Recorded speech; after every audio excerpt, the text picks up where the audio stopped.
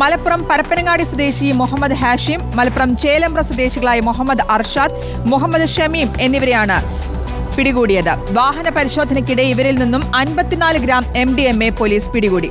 കോടതിയിൽ ഹാജരാക്കിയ പ്രതികളെ റിമാൻഡ് ചെയ്തു.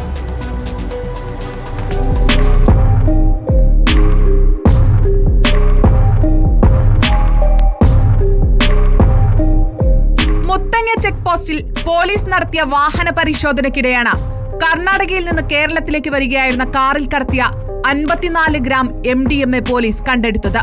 മലപ്പുറം ചേലമ്പ്ര സ്വദേശികളായ മുഹമ്മദ് ഷമീം, മുഹമ്മദ് അർഷാദ്, പരപ്പനങ്ങാടി സ്വദേശി മുഹമ്മദ് ഹാഷിം എന്നിവരെയാണ് ജില്ലാ ലഹരി വിരുദ്ധ സ്ക്വാഡും പോലീസും ചേർന്ന് അറസ്റ്റ് ചെയ്തത്.